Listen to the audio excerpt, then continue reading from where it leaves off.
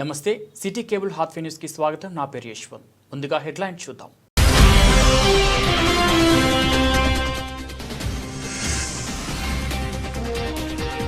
జీవన స్రవంతిలో కలిసిపోతున్న తెలంగాణలో మావోయిస్టులు.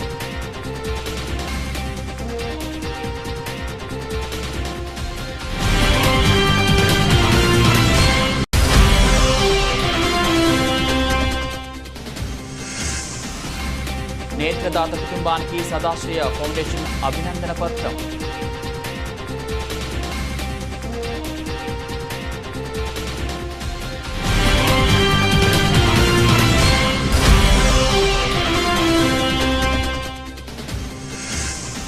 డాక్టర్ జి సంజీవరెడ్డి అధ్యక్షతన ఢిల్లీలో జరిగిన ఐఎన్టీయూసీ 315వ వర్కింగ్ కమిటీ సమావేశం.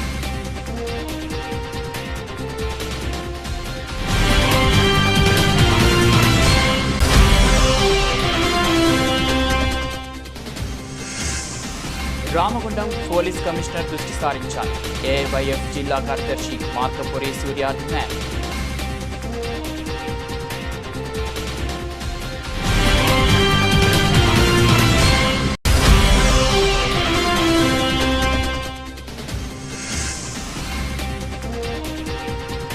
తిరుపతిలో జరిగే 18వ సౌత్ ఇండియా నేషనల్ కాన్ఫరెన్స్.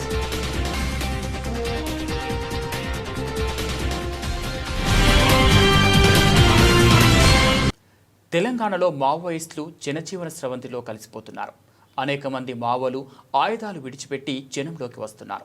తాజాగా రాచకొండ పోలీసుల ఎదుట 2 కీలక మావోయిస్ట్ నేతలు లొంగిపోయారు.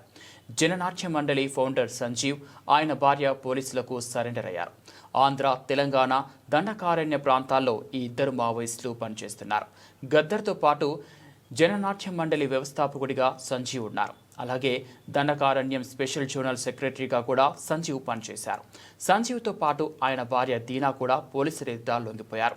వీరిద్దరిని ఈరోజు మధ్యాహ్నం 12 గంటలకు సిపి సుధీర్ బాబు మీడియా ముందు ప్రవేశపెట్టనున్నారు. 2 రోజుల క్రితం ఆత్రం లచ్చన్న, చౌదరి అంకుభాయ్ రామగుండం పోలీసుల ఎదుట లొంగిపోయిన విషయం తెలిసిందే. వారం వ్యవధిలోనే 4 కీలక నేతలు పోలీసుల ఎదుట లొంగిపోయారు. స్టేట్ కమిటీ మెంబర్స్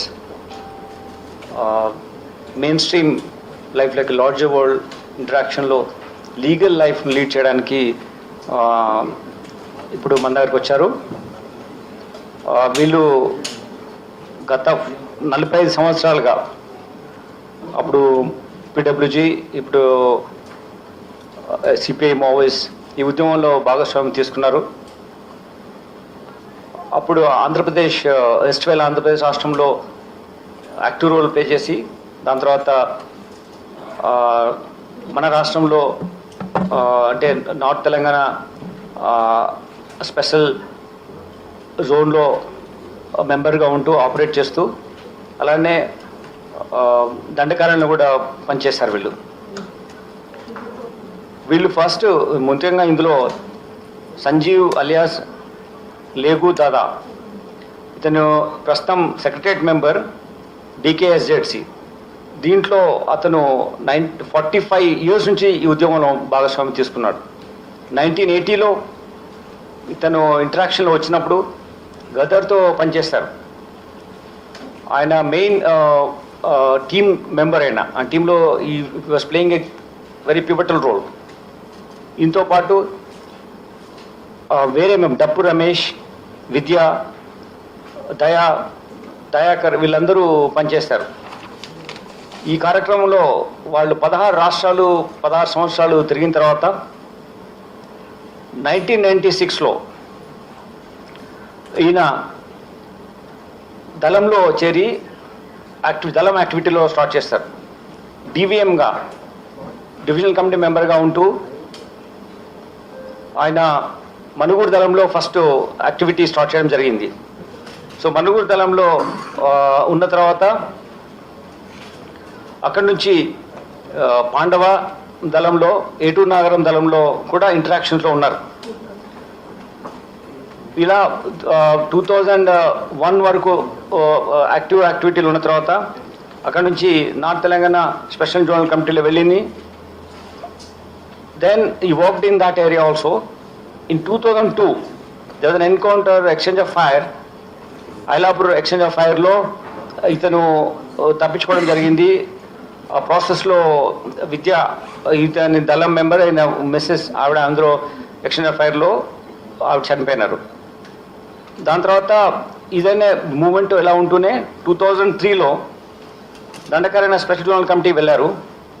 అక్కడ వెళ్ళి 2007 వరకు చైతన్య నాట్య మంచ్, ఇక్కడైతే మన దగ్గర జన నాట్య మంచ్ ఎట్లా మండలి ఉందో అలానే చైతన్య నాట్య మంచ్ CNM అక్కడ ఏర్పాటు చేసి వాళ్ళని చైతన్యపరుస్తూ ఈరోజు చూసినటువంటి రిక్రూట్మెంట్, ఛత్తీస్గఢ్లో రిక్రూట్మెంట్ ఆ రోజు ఉన్నటువంటి ఆంధ్రప్రదేశ్ ఆంధ్రప్రదేశ్లో తెలంగాణ రిక్రూట్మెంట్కు ఎంత ఉధృతంగా ఉండేదో వీళ్ళు చేసినటువంటి కార్యక్రమం మూలంగా అంత ఉధృతమైనటువంటి రిక్రూట్మెంట్ ప్రాసెస్ జరిగింది.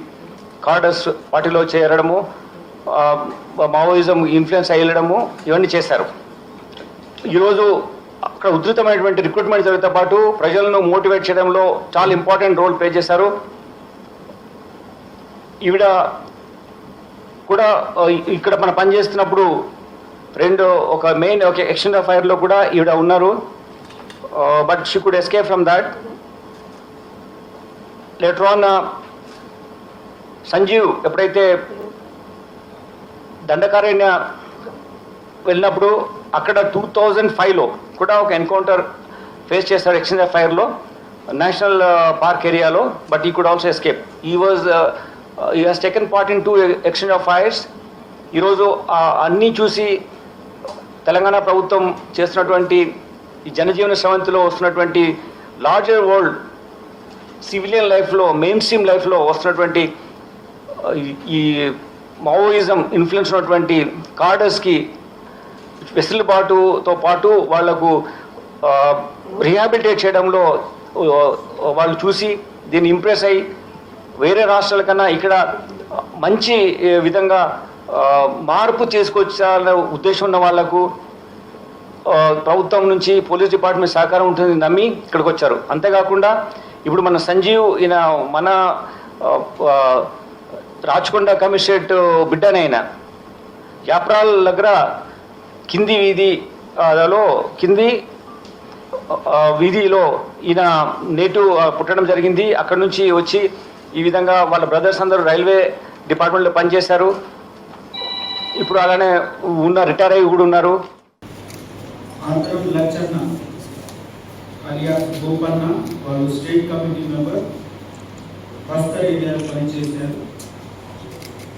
మెయిన్గా టెక్నికల్ టీంలో ఉండి నేర్చుకుంటే ఆర్గనైజ్ గురించి అన్ని విషయం ఈ టీంకి హెడ్ చేసేవారు ఆత్రం రచన.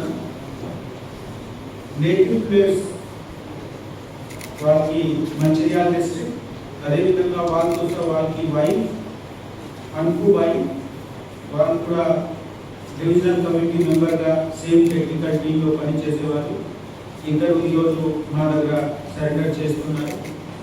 వాళ్ళకి మెయిన్ కారణం ఆరోగ్యం మంచి లేకుండా తర్వాత ఒక విప్లవ విచారధారతో వ్యతిరేకత చాలా సాగా ఉండి డెకెట్స్ వరకు అక్కడ ఉండి ఆల్మోస్ట్ 30 years ఉండి వాళ్ళు చూశారు ఆ ఐడియాలజీకి పబ్లిక్ సర్వీస్కి ఉద్దేశం ఏం లేదు. వాళ్ళు కూడా బాగా కష్టపడి ఒక స్ట్రగల్ చేసి బయట మన దగ్గర వచ్చారు. మనం కూడా కంటిన్యూస్గా అందరికీ రిక్వెస్ట్ చేస్తున్నాము, లోపల ఉన్న యూజీ కార్డులో ఉన్న అందరి కోసం మా వైపు ప్రభుత్వం వైపు చాలా మంచి రీహాబిలిటేషన్ పాలసీ డెవలప్ చేయడం జరిగింది. మన దగ్గర సరెండర్ చేసిన వాళ్ళకి అన్ని విధంగా వాళ్ళకి సెటిల్ చేసుకోవడానికి మనము ప్రయత్నం చేస్తున్నాము. మన వైపు తర్వాత సివిల్ అడ్మినిస్ట్రేషన్ వైపు కూడా మనము ఎఫర్ట్ చేసి వాళ్ళకు అన్ని సౌకర్యం ప్రొవైడ్ చేసి ఒక స్మూత్ సివిల్ లైఫ్లో ఉండడానికి అన్ని సౌకర్యం మేము సరెండర్ చేసిన కాడకి ప్రొవైడ్ చేస్తాము. ఈరోజు సరెండర్ చేసిన కాడకి రివార్డ్ కూడా ఇప్పుడే ముందు హ్యాండ్ ఓవర్ చేయడం జరుగుతూ ఉంది. మీ మాధ్యమంతో నేను అందరు యూజీ కాడకి రిక్వెస్ట్ చేస్తున్నాము, మీరు ఎవరెవరికి ఇక్కడ రెసిడెంట్స్ ఉంటే సరెండర్ చేయండి. తప్పకుండా మీకు న్యాయం అవుతుంది. ప్రభుత్వం వైపు పోలీస్ వైపు మీకు అన్ని విధంగా మేము సహకారం చేస్తాము. Thank you.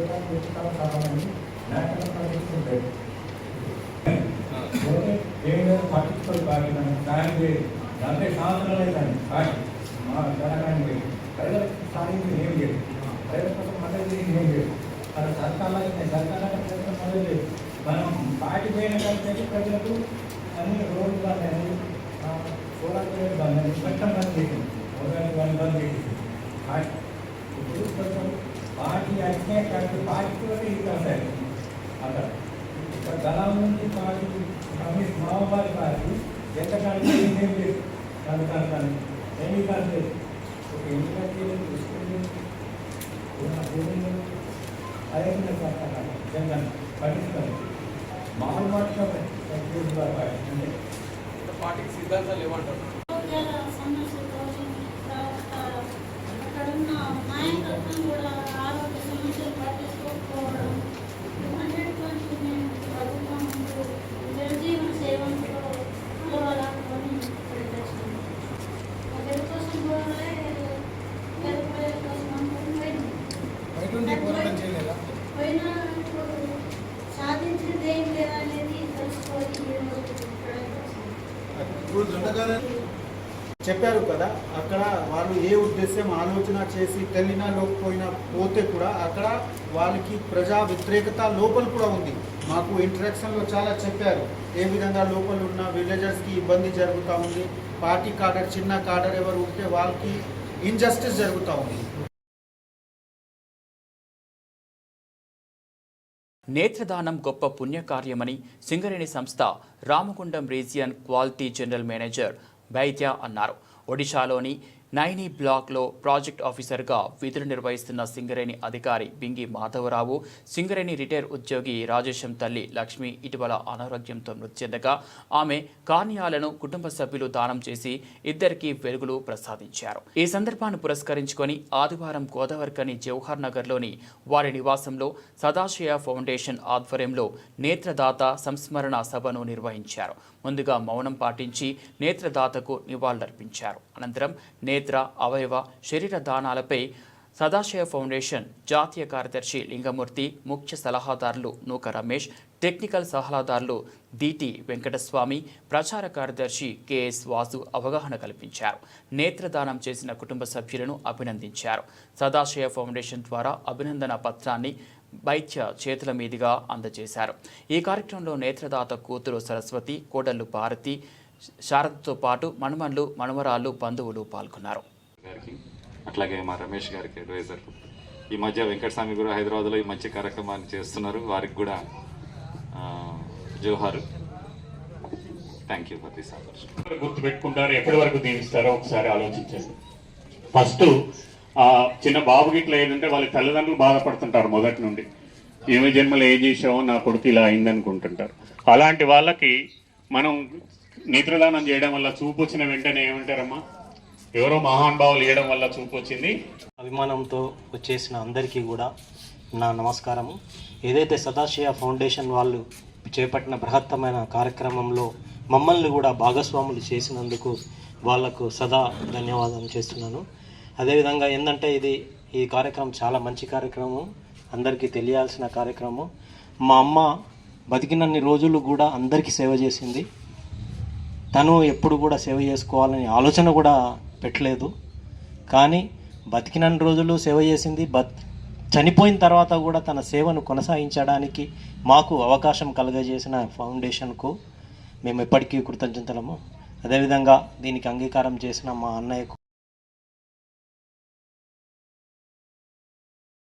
ఎన్టీయూసీ జాతీయ అధ్యక్షులు డాక్టర్ జి సంజీవరెడ్డి అధ్యక్షతన ఢిల్లీలో జరిగిన ఐఎన్టీయూసీ 315వ వర్కింగ్ కమిటీ సమావేశంలో ఐఎన్టీయూసీ జాతీయ అధ్యక్షులుగా డాక్టర్ జి సంజీవరెడ్డి అధ్యక్షతన ఢిల్లీలో జరిగిన ఐఎన్టీయూసీ 315వ వర్కింగ్ కమిటీ సమావేశంలో ఐఎన్టీయూసీ జాతీయ కార్యదర్శి బి జనప్రసాద్ ముఖ్యంగా పాల్గొని దేశవ్యాప్తంగా కార్మికులు ఎదుర్కొంటున్న సమస్యలపై కలం విప్పారు. ఈ సందర్భంగా ఆయన మాట్లాడుతూ ఒకవైపు కార్మిక సంక్షేమంపై వాగ్దానాలు చేస్తూనే మరోవైపు కార్మిక హక్కులను కాలరాసే విధంగా ప్రైవేటీకరణ, కాంట్రాక్టరైజేషన్ వంటి వ్యతిరేక విధానాలను మోడీ ప్రభుత్వం అమలు చేస్తుందని, కార్మిక చట్టాల్లో జరిగిన మార్పులు సంక్షేమాన్ని, కార్మికుల హక్కుల క్షీణతకు దారితీస్తున్నాయని, అందుకే దేశవ్యాప్తంగా కార్మిక సంఘాలు ఐక్యంగా పోరాటానికి సిద్ధం కావాలని పిలుపునిచ్చారు. ఈ సమావేశంలో పలు రాష్ట్రాల నుంచి వచ్చిన జాతీయ నేతలు తమ ప్రాంతాల్లో కార్మిక చట్టాల ఉల్లంఘనలను వివరించి కేంద్ర ప్రభుత్వ నిర్లక్ష్యాన్ని ఖండించారు. తెలంగాణ రాష్ట్రంలో కాంగ్రెస్ ప్రభుత్వం ఏర్పడిన అనంతరం తెలంగాణ ప్రజలకు శాపంగా మారిన అంబార్ గుట్కా లాంటి మత్తు పదార్థాలను ఆహార భద్రతా చట్టం 2006 సెక్షన్ 30 ప్రకారం అమ్మకూడదని నిషేధం విధించినప్పటికీ గోదావరి ఖనిలో యథేచ్ఛగా చిన్న కిరాణా షాప్ నుంచి మొదలుకొని పెద్ద పెద్ద గోదాముల వరకు గోదావరి ఖనిలో వ్యాపారాలు కొనసాగిస్తున్న వీటిపై చర్యలు తీసుకోవాల్సిన అధికారులు ఏమీ పట్టనట్టు వ్యవహరించడం సరికాదని, వెంటనే రాష్ట్ర ప్రభుత్వ నిషేధం విధించిన ప్రకారం గోదావరి ఖనిలో గుట్కా, అంబార్, పాన్ మసాలా అమ్ముతున్న డీలర్లపై, వ్యాపారులపై చర్యలు తీసుకోవాలని అఖిల భారత యువజన సమాఖ్య జిల్లా కార్యదర్శి మార్కపూరి సూర్య డిమాండ్ చేశారు. ఈ సమావేశంలో నగర కార్యదర్శి ఆసాల నవీన్, రానవేణి సుధీర్ కుమార్, పోతరాజు నాగరాజు, బొడ్డుపల్లి నరేష్, సుమన్ తదితరులు పాల్గొన్నారు. తెలంగాణ రాష్ట్ర ప్రభుత్వం కాంగ్రెస్ ఏర్పాటు చేసిన తర్వాత తెలంగాణ రాష్ట్రంలో ఆహార భద్రత చట్టం 2006 సెక్షన్ 30 సబ్ క్లాస్ 2A ప్రకారం గుట్కా, అంబార్, పాన్ మసాలా లాంటి పదార్థాలను తెలంగాణ రాష్ట్ర వ్యాపితంగా నిషేధం విధిస్తూ చట్టాన్ని తీసుకురావడం జరిగింది. కానీ ఆ చట్టంలో ఉన్నటువంటి కొన్ని లొసుగులను ఈ గుట్కా మాఫియా దాన్ని అదనుగా తీసుకొని 1 సంవత్సరం పాటు మేము ట్యాక్సులు కట్టినామని చెప్పి హైకోర్టు నుండి స్టే తీసుకురావడం జరిగింది. ఆ స్టే కూడా 2024లో పూర్తి అయినప్పటికి కూడా పెద్దపల్లి జిల్లా ప్రాంతంలో ముఖ్యంగా గోదావరి ఖనిలో గుట్కా, అంబార్, పాన్ మసాలా వ్యాపారాలు అప్పుడు ఎట్లా జరిగినాయో ఇప్పుడు కూడా అంతే విధంగా జరుగుతూ ఉన్నాయి. దానిపైన చర్యలు తీసుకోవాల్సినటువంటి డ్రగ్ ఇన్స్పెక్టర్లు కానీ, పోలీసు శాఖ వారు కానీ ఎలాంటి చర్యలు తీసుకోవడం లేదు. పెద్దపల్లి జిల్లాతో పాటు పక్కనున్నటువంటి 2-3 జిల్లాలకు కూడా ఇక్కడ ఉన్నటువంటి డిస్ట్రిబ్యూటర్లే 3-4 జిల్లాలకు ఈ పాన్, గుట్కా, పాన్ మసాలాలు విరివిగా సప్లై చేస్తున్నటువంటి పరిస్థితి. తెలంగాణ రాష్ట్రంలో ఉన్నటువంటి వరంగల్, సిద్దిపేట, హైదరాబాద్, భూపాలపల్లి లాంటి అనేక జిల్లాల్లో వీటిని పట్టుకొని కేసులు బుక్ చేస్తున్నప్పటికి కూడా గోదావరి ఖనిలో వాళ్ళని అసలు ముట్టుకునేటటువంటి పరిస్థితి లేదు. మరి ఈ సంబంధిత శాఖ అధికారులు ముడుపులకు అమ్ముడు పోయిరా, లేకపోతే మీకు కళ్ళు కనబడతలేవా అని చెప్పి మేము ఏఐవైఎఫ్గా ప్రశ్నిస్తూ ఉన్నాం. గుట్కా, పాన్ మసాలా వెంటనే ఇక్కడ అమ్మకాలు నిలిపివేసే విధంగా రామగుండం పోలీస్ కమిషనర్ గారు చర్యలు తీసుకోవాలని టాస్క్ ఫోర్స్ ఏర్పాటు చేసి ఈ అమ్మకాలపైన కఠినమైనటువంటి చర్యలు తీసుకోవడంతో పాటు సదరు డిస్ట్రిబ్యూటర్ పైన క్రిమినల్ కేసులు నమోదు చేసి ఉన్నటువంటి గోదాములు రమేష్ నగర్, కళ్యాణ్ నగర్, ఊర్వశి థియేటర్ ముందున్నటువంటి గుట్కా, పాన్ మసాలా, అంబార్ గోదాములను వెంటనే సీజ్ చేయాలని చెప్పి మేము ఏఐవైఎఫ్గా డిమాండ్ చేస్తూ ఉన్నాం. వారం రోజుల లోపల గోదావరి ఖని ప్రాంతంలో ఈ అమ్మకాలపైన చర్యలు తీసుకోకపోతే ఏఐవైఎఫ్గా గోదాములపైన జ్ఞాన తెలంగాణ రామగుండం అసెంబ్లీ ప్రతినిధి, పెద్దపల్లి జిల్లా రామగుండం మండలం అల్లూరు గ్రామ నివాసి సింగరేణి మాజీ కార్మికుడు అయిన బాదె చంద్రయ్య అలియాస్ చెంబయ్య చంద్ర పుల్లారెడ్డి సింగరేణి అనుబంధ సంస్థ అయిన ఐఎఫ్టియు రైతు కూలీ సంఘంలో సభ్యుడిగా ఉండి పేదవాళ్ల కొరకు అగ్రకులస్తుల దురహంకారాల నుంచి పేద ప్రజలను మరియు అంటరానితనం నిర్మూలన కొరకే దళితవాడలో బతుకమ్మ సరదా దీపావళి ఉత్సవాలు కూడా ఆ కాలంలో నిర్వహించడం జరిగింది. అక్షరాస్యత అభివృద్ధికై కర్రసాము, కత్తిసాము, మల్ల విద్యకి అకాడ మాస్టర్గా ఉంటూ ఎందరో వీరులుగా తీర్చిదిద్ది క్రికెట్, బాల్, బ్యాడ్మింటన్ మొదలగు క్రీడల్లో కూడా సింగరేణి ఆధ్వర్యంలో రాణించాడు. అంతేకాకుండా అల్లూరు గ్రామంలోని చాలామంది క్రీడాకారులకు తన కుటుంబానికి ఆదర్శవంతంగా నేటి యువతరానికి ఆదర్శంగా ఉంటున్నాడు. పై సామాజిక సేవలకు గుర్తింపుగా Bahujan Sahitya academy international coordinator Radhakrishna బాద చెంబయ్యను కొమరంభీం నేషనల్ అవార్డు గ్రహీతగా ఎంపిక చేసి అవార్డు సెలెక్టర్ లెటర్ను బహుజన సాహిత్య అకాడమీ హైదరాబాద్లోని జాతీయ సెంటర్ ఆఫీసులో అందజేయడం జరిగింది. ఈ యొక్క అవార్డును తిరుపతిలో జరిగే 18వ సౌత్ ఇండియా నేషనల్ కాన్ఫరెన్స్లో కొమరంభీం నేషనల్ అవార్డును అందుకోబోతున్నాడు. తెలంగాణ రాష్ట్ర సెలక్షన్ కమిటీ మెంబర్ బాదే వెంకటేశం, విజయ్ కుమార్ మరియు బహుజన సాహిత్య సభ్యులందరికీ కుటుంబ సభ్యుల తరపున బాదే చానకి శుభాకాంక్షలు తెలిపారు. గౌరవనీయులు పెద్దలు పెద్దపల్లి జిల్లా వాసి, మాజీ సింగరేణి ఉద్యోగి, సింగరేణి కార్మిక నాయకుడు, అదేవిధంగా ఆయన యువకులుగా ఉన్నప్పటి నుంచే కమ్యూనిస్టు రాజకీయాలకు ఆకర్షితుడై కమ్యూనిస్టు సిద్ధాంతంలో పనిచేసినటువంటి గొప్ప వ్యక్తి. మరి అదేవిధంగా తన జీవితకాలం అంతా మరి సమసమాజ నిర్మాణం కోసం పేద ప్రజల పక్షాన నిలబడి పనిచేసిన వ్యక్తిగా, మరి అదేవిధంగా ఇవన్నీ పరిగణలోకి తీసుకొని తెలంగాణ రైతాంగ సాయుధ పోరాటంలో పేద ప్రజల పక్షాన పోరాడినటువంటి రావి నారాయణ రెడ్డి గారి యొక్క నేషనల్ అవార్డును వారికి ఎంపిక చేయడం జరిగింది. ఈ యొక్క సెలక్షన్ లెటర్ను హైదరాబాద్లోని బహుజన సాహిత్య అకాడమీ జాతీయ కార్యాలయంలో అందివ్వగా ఈ యొక్క అవార్డును సెప్టెంబర్ 5వ తారీఖున ఆంధ్రప్రదేశ్లో తిరుపతిలో నిర్వహించబోయే సౌత్ ఇండియా బహుజన లెటర్స్ నేషనల్ కాన్ఫరెన్స్ లో వారికి ఈ అవార్డును ప్రదానం చేయనున్నాము. మరి వారిని ఈ అవార్డుకు రికమెండ్ చేసినటువంటి బహుజన Sahitya academy award selection committee member, రాష్ట్ర ఆర్గనైజింగ్ సెక్రటరీ బాదే వెంకటేశంను అభినందిస్తూ మరి వీరికి బాదే చంద్రయ్య గారికి బహుజన సాహిత్య అకాడమీ నేషనల్ కమిటీ తరఫున శుభాకాంక్షలు.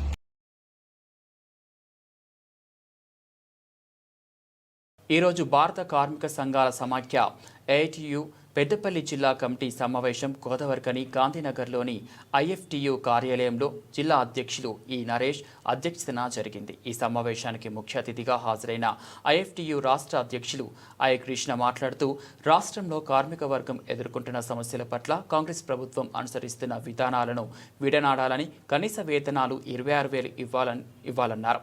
కాంట్రాక్ట్ అవుట్సోర్సింగ్ విధానాన్ని రద్దు చేసి రెగ్యులరైజ్ చేయాలని కోరారు. కేజీబీవీలో పనిచేస్తున్న నాన్ టీచింగ్ సిబ్బంది జీతాలు పెంచకుండా అధిక పని చేయిస్తూ శ్రమను దోపిడీ చేస్తున్నారని అన్నారు. తక్షణమే కేజీబీవీ నాన్ టీచింగ్ సిబ్బందికి జీతాలు పెంచాలని డిమాండ్ చేశారు. ఈ సమావేశంలో ఐఎఫ్టియు జిల్లా ప్రధాన కార్యదర్శి బి అశోక్, ఉపాధ్యక్షులు చిలుక శంకర్, జిల్లా నాయకులు Edunuri Ramakrishna, I Rajesham, M Durgaiah, G Mallesham, B Buchaiah, P Swamy, K Ellaiah, B Komaraiah, Thotla Rayamallu, Chintala Shekar, S Prasad తదితరులు పాల్గొన్నారు.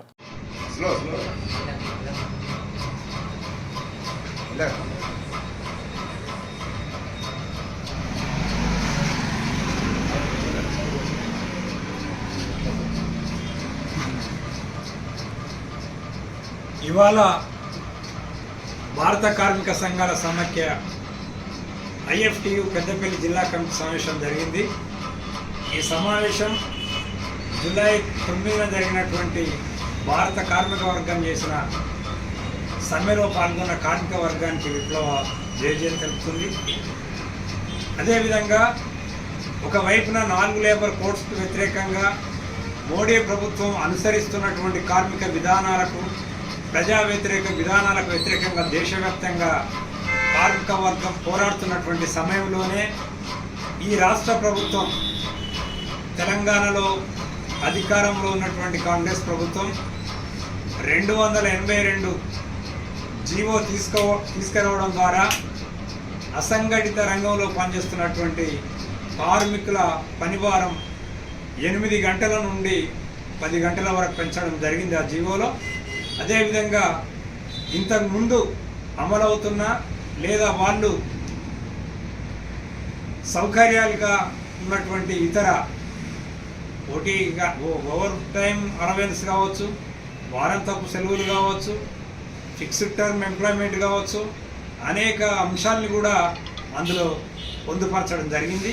అసలు మొత్తంగా కూడా ఆ జీవో మొత్తం ఒక గందరగోళంగా ఒక స్పష్టమైనటువంటి విధానంతో ఆ జీవో రాలేదు.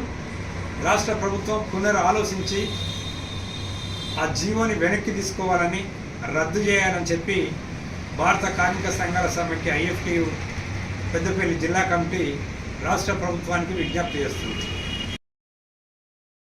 సింగరేణి RG1 ఏరియాలోని గోదావరి నది వద్ద యాజమాన్యం ఏర్పాటు చేసిన ఇంటెక్ వెల్ వద్ద షిఫ్ట్కు 2 పంపు ఆపరేటర్లు విధులు నిర్వహించాల్సి ఉండగా యాజమాన్యం ఒక్కరికి అవకాశం కల్పించడం ద్వారా అనేక అనర్థాలు జరిగే అవకాశం ఉందని, కనుక 2 పంపు ఆపరేటర్లను కేటాయించే విధంగా యాజమాన్యం తగు చర్యలు తీసుకోవాలని గుర్తింపు సంఘం AITUC RG1 బ్రాంచ్ సహాయ కార్యదర్శి రంగు శ్రీను డిమాండ్ చేశారు.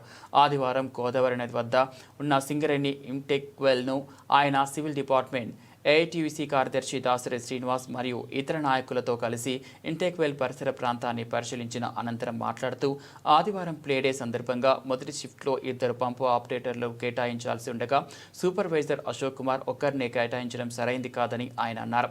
ఇంకా ఈ కార్యక్రమంలో AITUC నాయకులు తాని రాజబాబు, రంజిత్ తదితరులు పాల్గొన్నారు. ఇంటెక్ వెల్ దగ్గర 190 HP పంపు మోటార్లు 6 ఉంటాయి.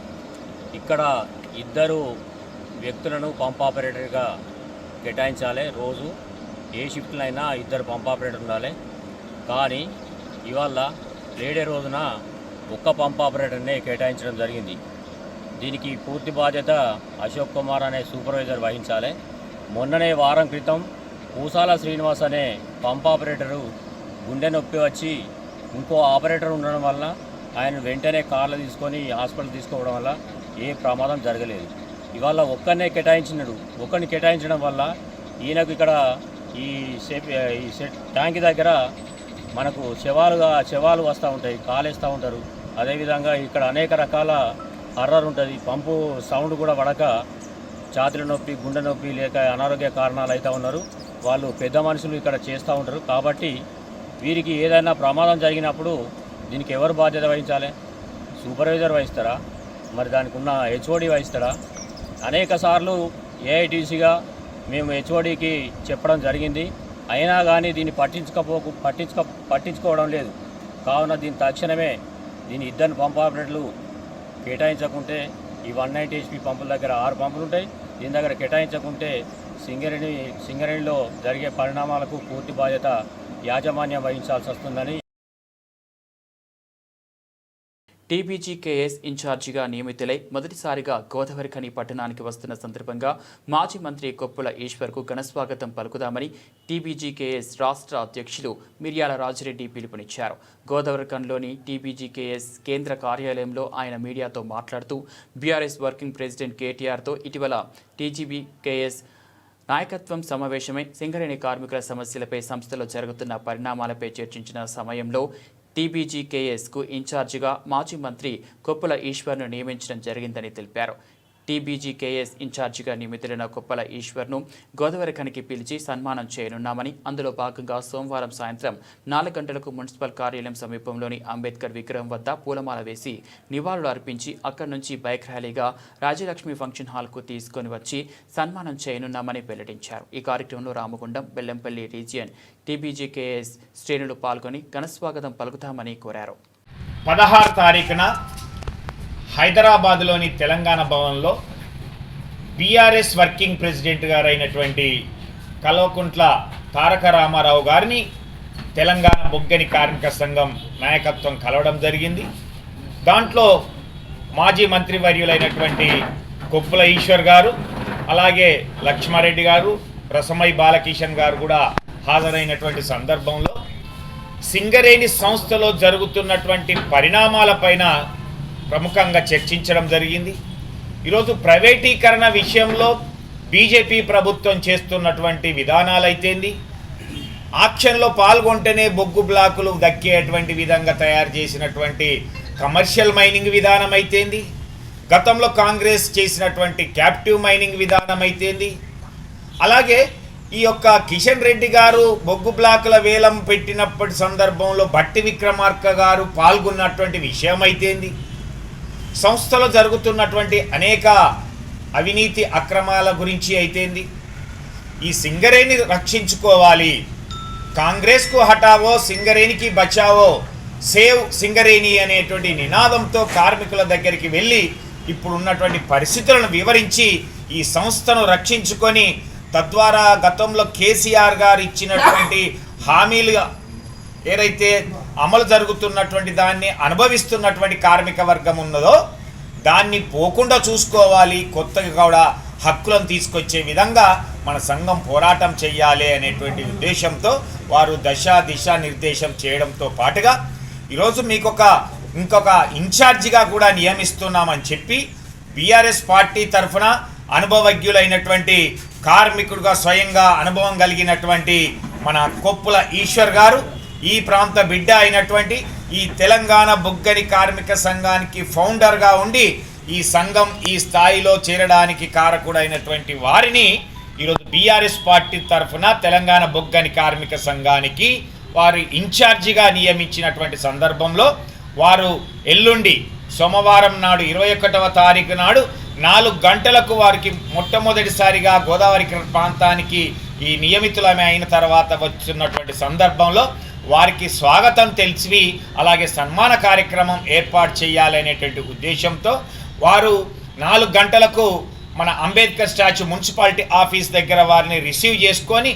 ఆ అంబేద్కర్ గారికి పూలమాల వేసిన అనంతరమే బైక్ ర్యాలీగా వస్తూ ఇక్కడ ఉన్నటువంటి గాంధీ విగ్రహం దగ్గర కూడా దండ వేసి ఇక్కడ నుంచి రాజ్యలక్ష్మి ఫంక్షన్ హాల్లో ఒక సభను నిర్వహించి ఆ సభలో వారిని ఘనంగా సన్మానించి రాబోయే రోజుల్లో సింగరేణి కార్మికులకు తెలంగాణ బొగ్గని కార్మిక సంఘం ఏ విధంగా అండగా ఉంటుంది అనేటువంటిది తెలియజేసేటువంటి విధంగా వారు కూడా చెప్పడంతో పాటు మొన్న కేసీఆర్ గారు చెప్పినటువంటి సంస్థ పట్ల మనం బాధ్యతగా వ్యవహరించాల్సినటువంటి విషయాలపైన కూడా చర్చించడం జరుగుతుంది. కాబట్టి ఈ యొక్క బెల్లంపల్లి రీజియన్ అలాగే రామగుండం రీజియన్కి సంబంధించినటువంటి తెలంగాణ బొగ్గని కార్మిక సంఘం నాయకత్వం అంతా కూడా కార్మిక వర్గాన్ని అలా టీబీజీకేఎస్ నాయకత్వాన్ని కార్యకర్తలను అందరినీ కూడా పెద్ద ఎత్తున తీసుకొని ఆ బైక్ ర్యాలీ వారిని స్వాగతం పలుకుతూ బైక్ ర్యాలీ ద్వారా వారికి సన్మాన కార్యక్రమం కూడా ఉంటుంది. కాబట్టి పెద్ద ఎత్తున కార్మిక వర్గం అంతా కూడా తెలంగాణ శ్రేణులంతా కూడా హాజరు కావాలని, దీనికి బీఆర్ఎస్ పార్టీ నుంచి కూడా వారందరూ కూడా హాజరయ్యేస్తారు. కాబట్టి పెద్ద ఎత్తున ఈ సభను మనం విజయవంతం చేయాలని తెలంగాణ బొగ్గని కార్మిక సంఘం నాయకత్వానికి శ్రేణులకి విజ్ఞప్తి చేస్తాం. రామగుండం కార్పొరేషన్ 13వ డివిజన్ మహిళల కోసం కటుకు స్వాతి ప్రవీణ్ ఆధ్వర్యంలో రాణి రుద్రమదేవి ఉచిత నైపుణ్య శిక్షణ కేంద్రంలో ఆషాఢమాస గోరింటాకు పండుగ మహోత్సవం కార్యక్రమం నిర్వహించడం జరిగింది. ఈ ఆషాఢమాస గోరింటాకు పండుగ మహోత్సవంలో 13వ డివిజన్ మహిళలందరూ అధిక సంఖ్యలో పాల్గొని గోరింటాకును చేతుకు అద్దుకొని మహిళలందరూ సంతోషంగా ఆషాఢమాస గోరింటాకు పండుగ సంబరాలను జరుపుకున్నారు. ఈ కార్యక్రమంలో 13వ డివిజన్ రాణి రుద్రమదేవి ఉచిత నైపుణ్య శిక్షణ కేంద్ర నిర్వాహకులు కటుకు స్వాతి ప్రవీణ్ మాట్లాడుతూ ఆషాఢ మాసంలో గోరింటాకు అనేది మన జాతీయ శాస్త్రీయ సాంప్రదాయ ఆచారం కనుక ఈ పండుగను మహిళలందరూ ఘనంగా సంతోషంగా జరుపుకొని ఆయురారోగ్యాలతోని సుఖ సంతోషాలతో ఉండాలని కోరారు. ఇలానే 13 డివిజన్ గల రాణి రుద్రమదేవి ఉచిత నైపుణ్య శిక్షణ కేంద్రంలో 60 మంది 13వ మహిళలకు ఉపాధి అవకాశాలు కల్పనలో భాగంగా కుట్టు మిషన్ కేంద్రాలను ఏర్పాటు చేసి శిక్షణ ఇప్పించడం మరియు డివిజన్లో ఎంతోమంది పాలిటెక్నిక్ విద్యార్థులకు బుక్స్ పంపిణీ మరియు స్కూల్లో చదివే విద్యార్థులు గణితంలో చురుగ్గా ఉండడం కోసం అబాకస్ శిక్షణ ఇప్పించడం జరిగిందని, అలానే 13 డివిజన్లో మహిళలకు మరియు విద్యార్థులకు కావాల్సిన అన్ని రకాలుగా 13వ డివిజన్ ప్రజలందరికీ ఎల్లప్పుడూ మా సేవలు ఉంటాయని కటుకు స్వాతి ప్రవీణ్ తెలియజేశారు. ఈ కార్యక్రమంలో అర్చన, కళ్యాణి, రాజేశ్వరి, తిరుమల, మాలతి, కవిత, పద్మ, రజిత, మౌనిక, శ్రీనిత, డివిజన్ మహిళలు తదితరులు అధిక సంఖ్యలో పాల్గొన్నారు.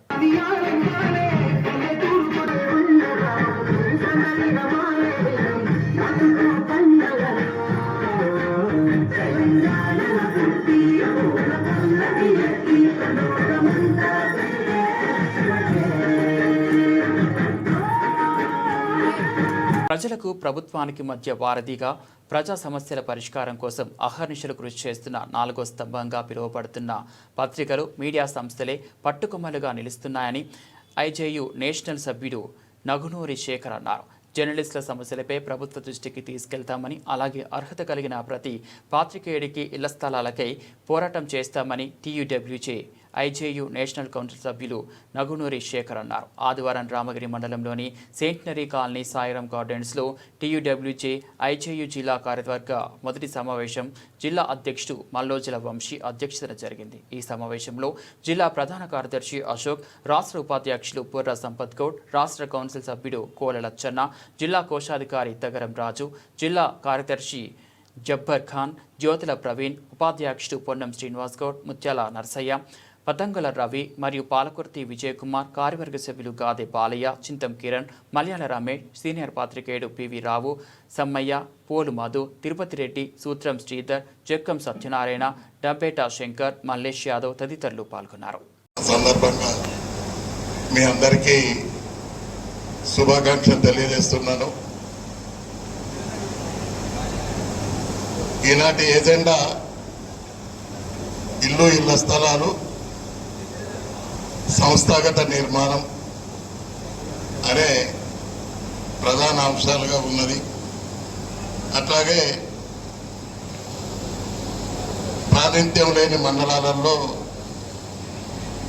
మిత్రులకు ప్రాతినిధ్యం కల్పించడం, అది కూడా సంస్థాగత నిర్మాణంలో భాగంగానే వస్తుంది.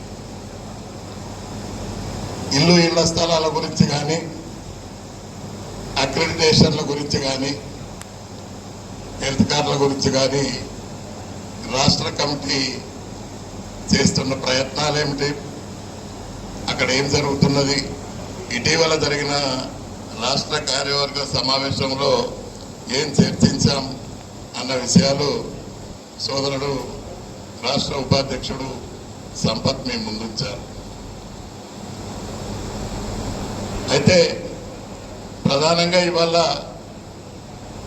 ఇళ్ల స్థలాలు అనే అంశానికి వచ్చినప్పుడు ఈ రాష్ట్రం లోపల ఇళ్ల స్థలాలు పొందడానికి రెండు మార్గాలు ఉన్నాయి.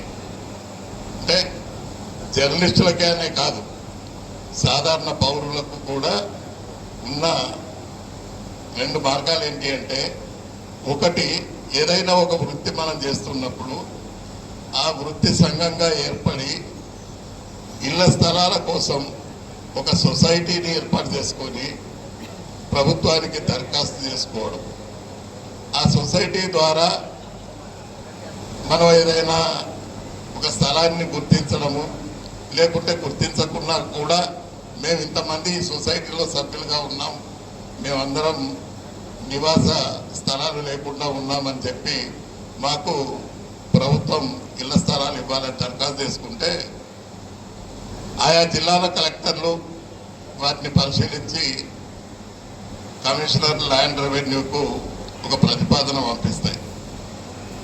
ఫలానా సంఘానికి అర్హత ఉన్నది ఇళ్ల స్థలాలు పొందడానికి, మా వద్ద ఫలానా ప్లేస్లో ఈ స్థలం ఉన్నది, ఈ స్థలాన్ని వాళ్లకు ఇవ్వవచ్చు, ఇవ్వడానికి మాకేం అభ్యంతరం లేదు, మీరు అనుమతి ఇవ్వాలని చెప్పి కమిషనర్ ల్యాండ్ రెవెన్యూకు సిఫార్సు చేస్తే వాళ్ళు దాన్ని అంగీకరించి గవర్నమెంట్ రేటు ఏముంది, మార్కెట్ రేట్ ఏముంది, గవర్నమెంట్ రేట్ ఏముంది అని తెలుసుకొని గవర్నమెంట్ రేట్ను ఫిక్స్ చేసి ఆ సొసైటీకి నుంచి ఆ డబ్బు చెల్లిస్తే ఆ స్థలాన్ని అప్పగించమని చెప్తారు.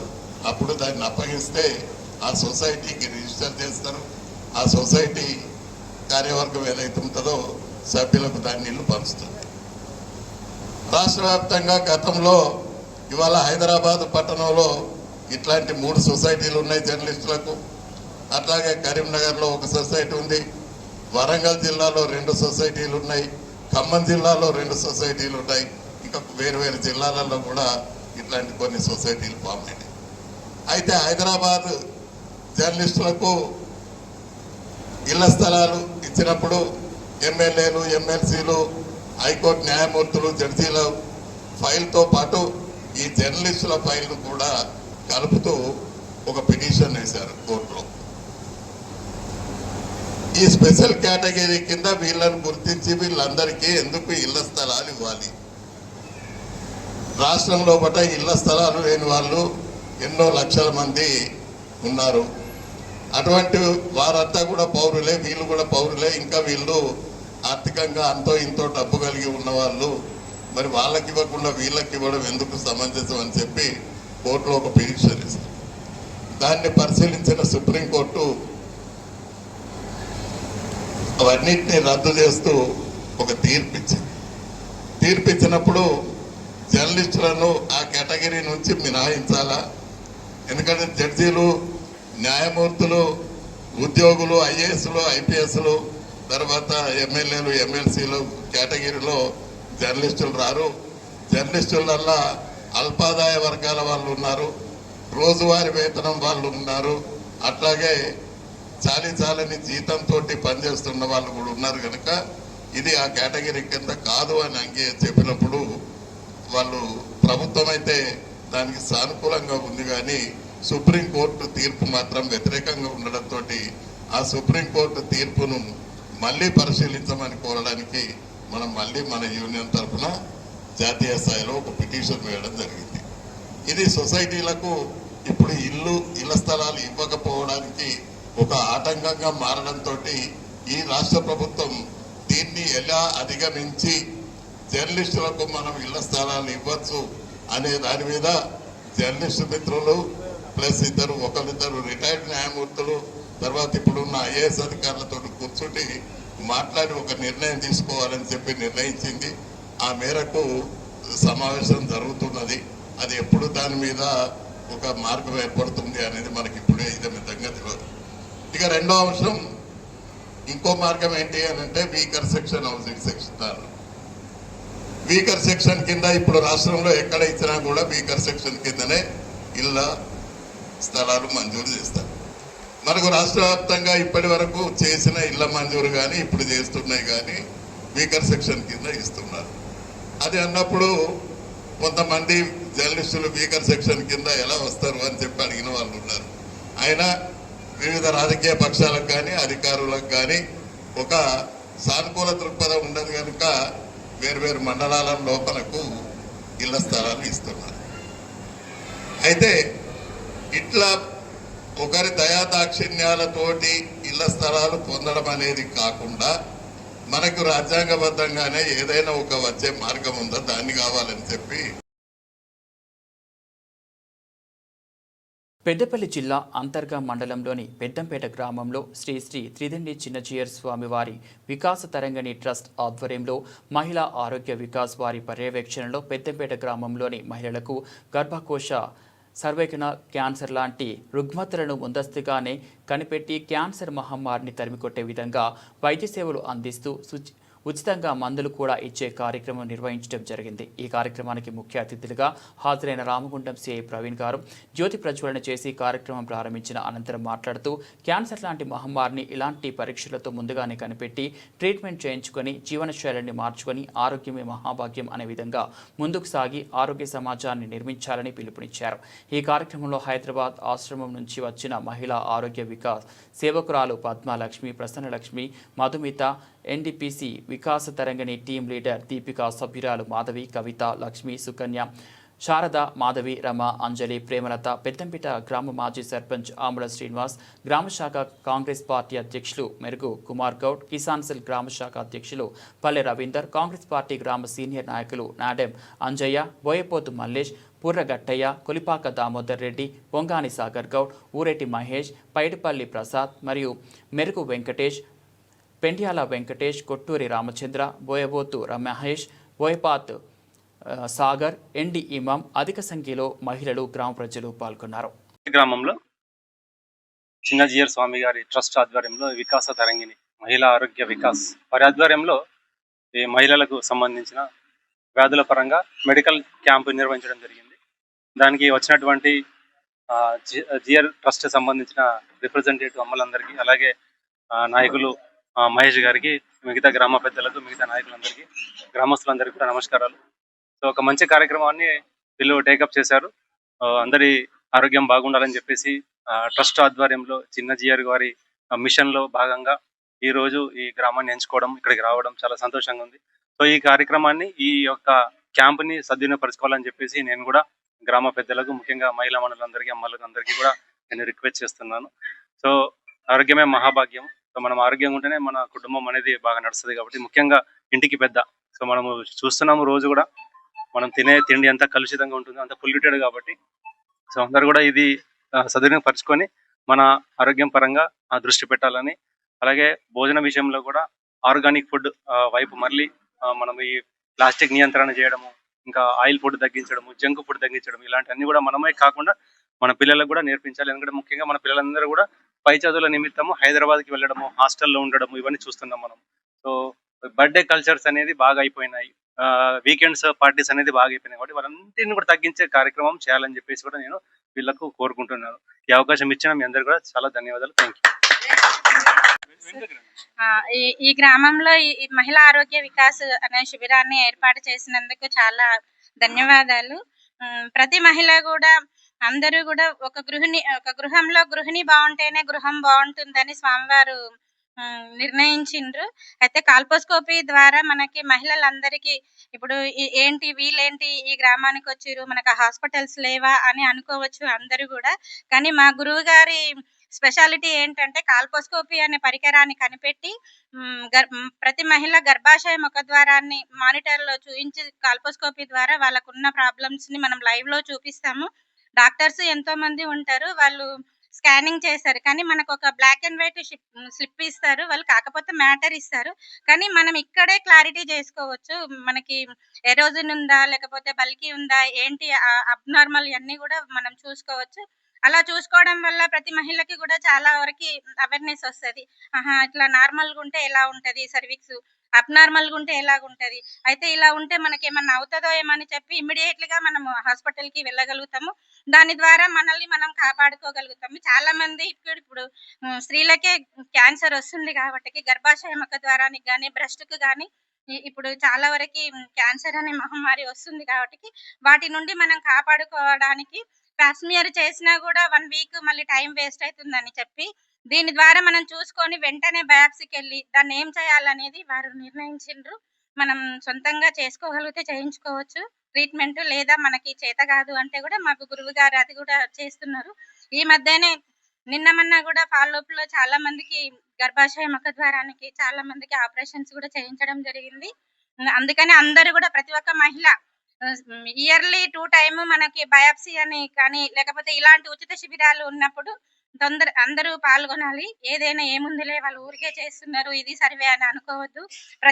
ప్రతిదీ కూడా మన ట్రస్ట్ ద్వారా ఎవరైనా అవేర్నెస్ ఇవ్వడానికి కానీ సర్వే కానీ వస్తే ఇది ఇలా ఉంటది మనం తప్పకుండా పాల్గొనాలి అని చెప్పి అందరూ మోటివేట్ అవ్వాలి.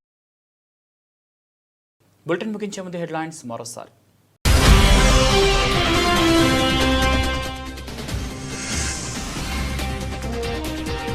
జీవన స్రవంతిలో కలిసిపోతున్న తెలంగాణలో మావోయిస్టులు.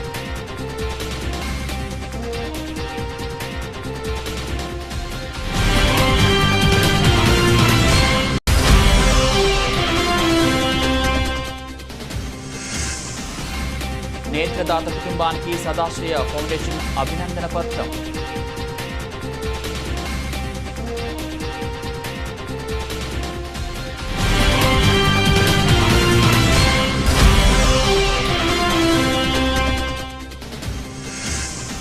డాక్టర్ జి సంజీవరెడ్డి అధ్యక్షతన ఢిల్లీలో జరిగిన ఐఎన్టీయూసీ 315వ వర్కింగ్ కమిటీ సమావేశం.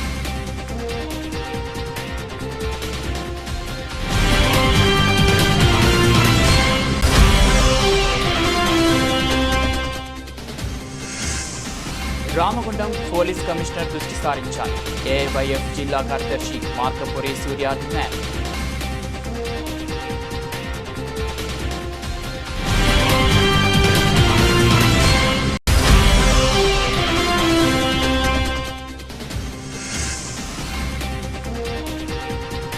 తిరుపతిలో జరిగే 18వ సౌత్ ఇండియా నేషనల్ కాన్ఫరెన్స్.